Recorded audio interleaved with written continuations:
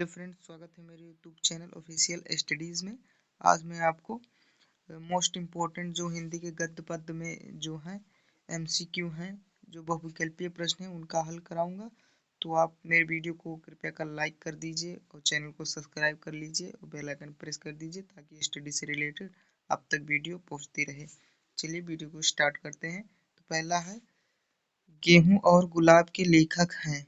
तो गेहूँ और गुलाब के लेखक हैं रामवृक्ष बेनीपुरी। खा है, त्रिवेणी किस विधा की रचना है? तो यह एक निबंध है।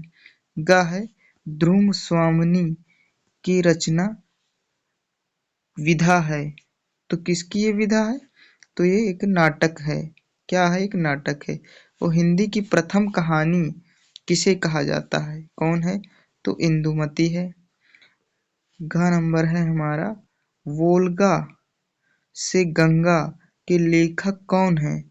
तो इसके लेखक हैं राहुल सकृत्यानंद जी हैं।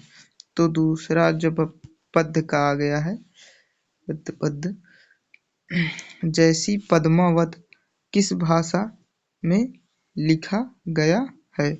तो किस भाषा में लिखा गया है? जैसी का पद्मावत अवधी भाषा में लिखा गया है। और जो कृष्ण भक्ति शाखा के प्रतिनिधि कवि हैं, इनमें कौन है? कबीरदास है, सूरदास है, रैदास है, नबदास है। तो कौन है? सूरदास जी हैं। रीति काल का अन्य नाम क्या है? रीति काल को हम श्रृंगार काल के नाम से भी जानते हैं।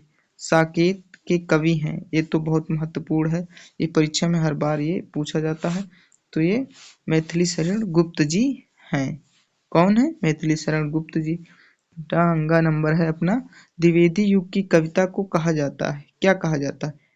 इतिवृत्त आत्मक कहा जाता है। क्या कहा जाता है? इतिवृत्त आत्मक।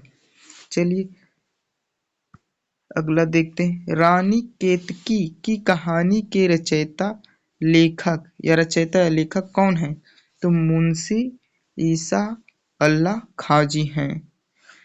दूसरा है, राहुल सकृत्यायन का वास्तविक नाम क्या है? इनका वास्तविक नाम क्या है? केदारनाथ पांडे है इनका वास्तविक नाम। तो चलिए घ नंबर है, जो निम्नलिखित में से कौन सा छायावाद युग के गद्य के लेखक हैं? तो रामचंद्र शुक्ल जी हैं। कौन है? रामचंद्र शुक्ल जी। घ वर्ण रत्नाकर किस भाषा में लिखा गया है? किस भाषा में लिखा गया है वर्ण रत्नाकर? तो मैथिली भाषा में लिखा गया है।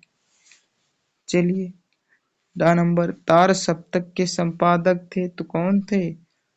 हीरानंद वात्स्य अज्ञेय। चलिए गा नंबर है, नई कविता के कवि हैं तो नरेंद्र शर्मा जी हैं। कौन है?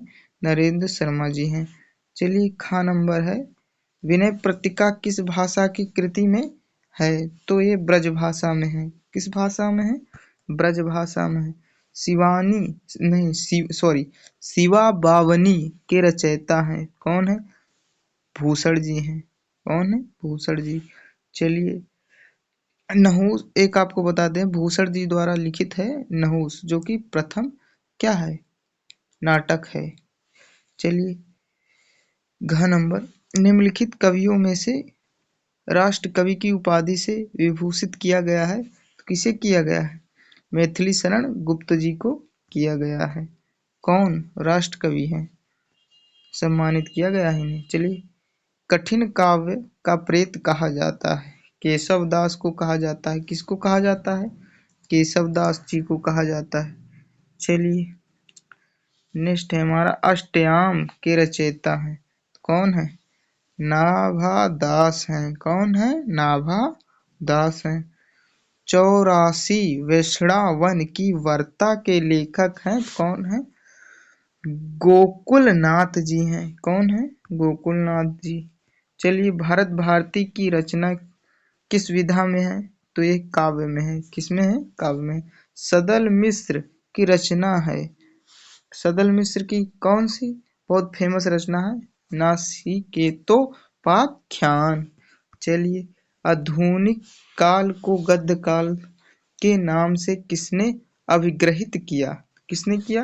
रामचंद्र शुक्ल जी ने किया। किसने किया? रामचंद्र शुक्ल जी ने आधुनिक काल को गद्य काल के नाम से अभिग्रहित किया। चलिए का नंबर देखते हैं दूसरे का। भारतेंदु युग की रचना है तो कौन सी रचना है? प्रेम माधुरी, कायायनी, निरुपमा, गुणवाणी। तो इसमें क्या है? प्रेम माधुरी। मैंने पहले से ही लगा के रखा है कि आपको स्क्रीनशॉट भी लें तो आपको समझ में आए बढ़िया से, इसलिए मैंने पहले से टिक लगा के रखा हुआ। चलिए का नंबर। रीतिकालीन कवि हैं मीराबाई, रस खान, द्विजदेव, विद्यापति। तो द्विजदेव जी हैं। चलिए आधुनिक युग की मीरा किसे कहते हैं? सबको पता है, बड़ा फंटास्टिक क्वेश्चन है। महादेवी वर्मा को कहते हैं। कवि पंत को ज्ञानपीठ पुरस्कार मिला। कवि पंत को ज्ञानपीठ पुरस्कार मिला। किस पर मिला? चिताम्बरा पे मिला। किस पर? चिताम्बरा इनकी कृति है, इस पे मिला। चलिए खड़ी बोली को काव्य के रूप में प्रतिष्ठा मिली। किस युग में मिली? भारतेंद्र युग में मिली। किस युग में?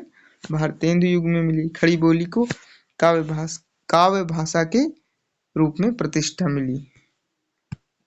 चलिए नेक्स्ट देखते हैं। मेरी असफलताएं आत्मकथा के रचनाकार हैं तो कौन है? बाबू गुलाब राय जी हैं। कौन है? बाबू गुलाब राय जी। चलिए डॉक्टर संपूर्णानंद को मंगल प्रसाद पुरस्कार प्राप्त हुआ तो समाजवाद पर प्राप्त हुआ। किस पर प्राप्त हुआ? समाजवाद पर। चलिए लाल कनेर और मेरा बचपन किसकी अनुदित रचनाएं?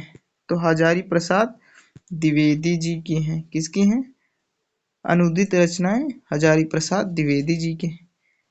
मर्यादा पत्रिका का संपादन किसने किया? संपूर्णानंद ने किया। किसने किया?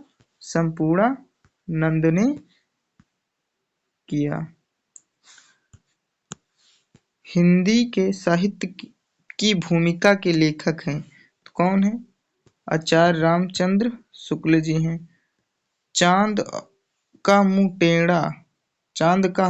टेढ़ा के रचनाकार हैं। कौन है? तो मुक्ति बोध जी हैं। कौन है? मुक्ति बोध जी। तार सप्तक का संपादन किस वर्ष हुआ?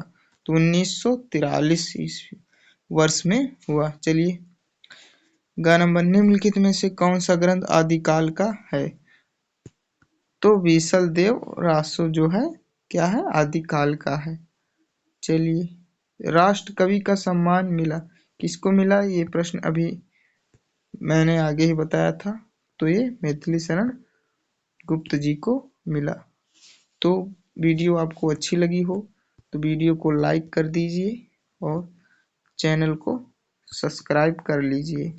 बेल आइकन को प्रेस कर दीजिए, अपने दोस्तों तक शेयर कीजिए। मिलते हैं नेक्स्ट वीडियो में।